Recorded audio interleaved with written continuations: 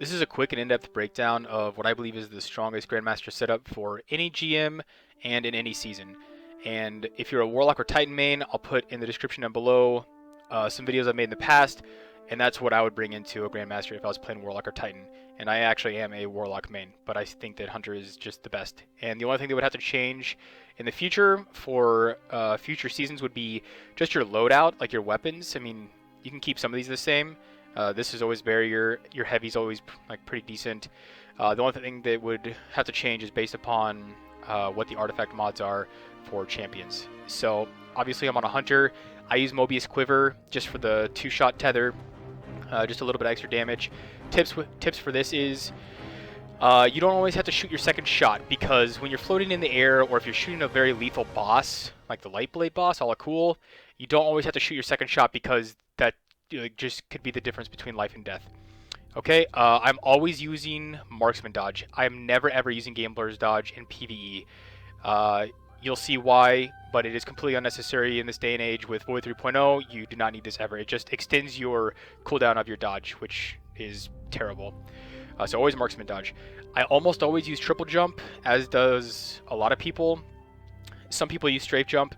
In certain circumstances, which I'll show on screen here in a second, an instance of why I would put on Strafe Jump in PvE for the Corrupted Grandmaster and for the Scarlet Keep Grandmaster, for sure I run Strafe Jump, because both the bosses will boop you up in the air and shove you off the ledge.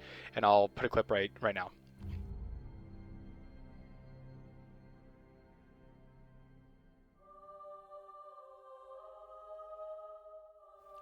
Snare Bomb, Vortex Grenade, I think it's the best, especially for PvE. It just traps the enemies and sucks them inward, and I just think it's pretty good. The two aspects, Vanishing Step, obviously dodging makes you invisible, and Trapper's Ambush. Now there's two ways you can use this. You can throw a smoke at your feet, which requires no animation, and it makes you invisible. So both these make you invisible, because the whole build is about just staying alive.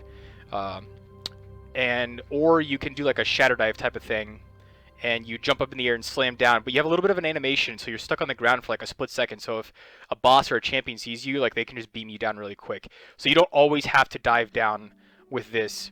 Sometimes I'll just throw a smoke at my feet or your teammates. I use Echo of Persistence just so your invisibility lasts longer. It cuts your mobility, but you'll see that that's okay. You just want longer invis time. Echo of Obscurity, I'll also show a clip right now of why this is so important. Finisher Final Blows grant invisibility.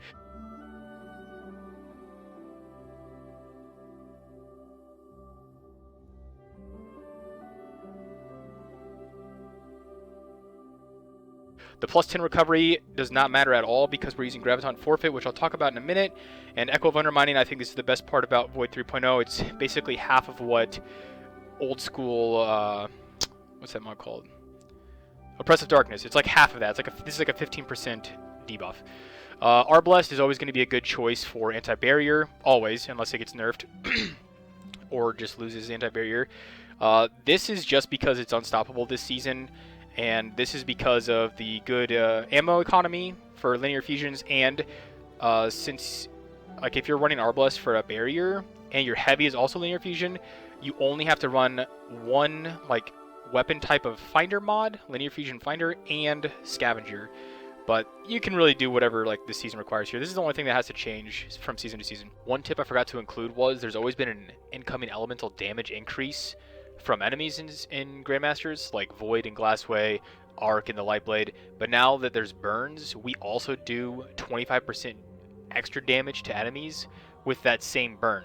So if it's Arc burn, that's why I have this Tarantula on right now for the Lightblade. But keep in mind the burns, whether it's Solar Arc, Void, or even Stasis, and like, even though this is not as good as something like Vorpal Weapon, Focus Fury, Firing Line, it's not as good, just a snapshot perk, but because it's Arc, I am using it. So, you know, maybe change your loadout depending on what burn is too, even if, like, you know, you might not think that Tarantula is better than one of these three.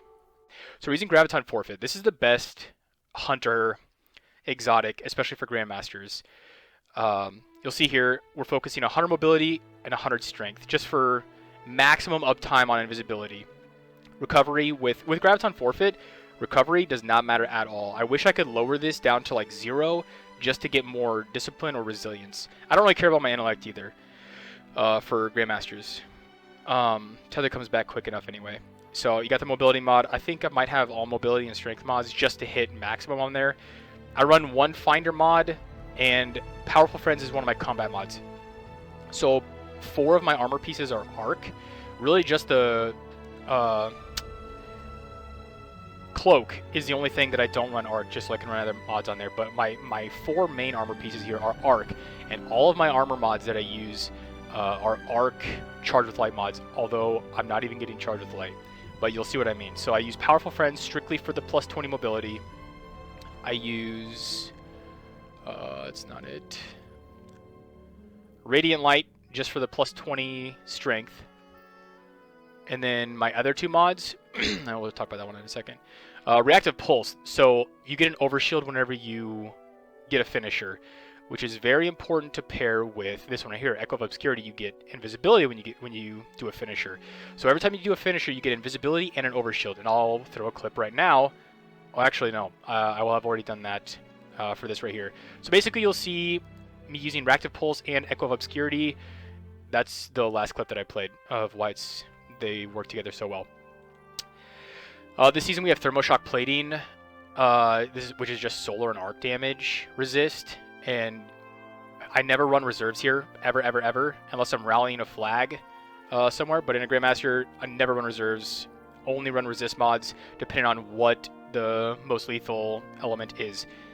Best mod in the game right here. This isn't talked about too much. I know other people who do a lot of GMs or solo GMs, they run this mod a lot. This gives you a 25% damage reduction when you're sprinting, which is a lot of the time. Think about whenever you're doing like a raid or trying to get out of a bad situation, like you're always sprinting, so you always get 25% damage reduction. Now keep in mind, it has to be paired with an arc charge with light mod, or just another arc mod here. So like I could pair it with just arc resist, and it would activate uncatchable, which is the perk of striking light. So it's just half of original protective light all the time, and I even ran this with protective light. It's a very good mod. Like, so the 4 mods you want: Powerful Friends, Radiant Light, Striking Light, Reactive Pulse. I'm always running those 4 mods. On my gauntlets, I mean, this is just like the flavor of the season, right? It's just your champion mods, so you have a couple energy here for whatever champ mods you need. If you're running Arbalest, then you can run like a loader perk. Like, that's basically it.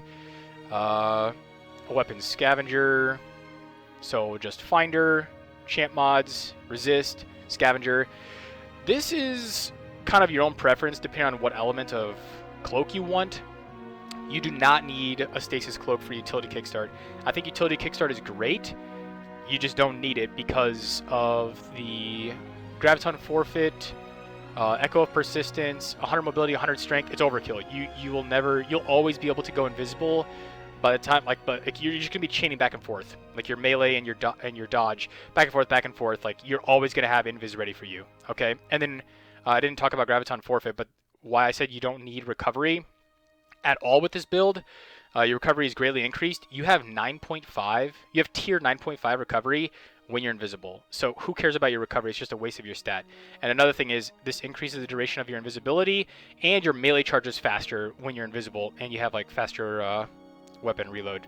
So you're getting your invis smoke back even quicker with this. So this is like the top tier invis exotic. So what I run is, so I do have Echo of Undermining for the debuff grenade, which cuts your discipline down by 20. So I have like kind of a long cooldown on my grenade, but it doesn't really matter that much because I run Bomber. I run a solar cloak so that I can put Bomber on it. Now, these are just artifact mods that'll go away after this season. But some GMs, like, I don't even run this. I would just run a second Bomber, and then, or you can just keep it free because usually there's some pretty good artifact mods for a cloak, so you can just use this for whatever mod is there that season. If I'm by myself, what I've been running is, there's really no mod by itself that is good because the other 4 mod slots are taken up. I mean, you can't really like use a well build or a charge with light build because you would need multiple mods for that. If I was running a 7th Seraph or a keyless weapon, I would put on Global Reach. What I've been doing is, if I'm not running Lucent Finisher, put on a second Bomber. And I've actually just been putting on Elemental Light when you kill something with your super, you make a void elemental well, and if you just pick up that well, you'll get ability energy. So it's better than nothing, but there really isn't another thing you can put here because these 4 mod slots are taken up, and they're very important. You want all 4 of these, unless you can get tier 10 strength and mobility without powerful friends and radiant light. So that's the build. If you have any questions, ask them in the comment section, and I will answer all of them. Thank you.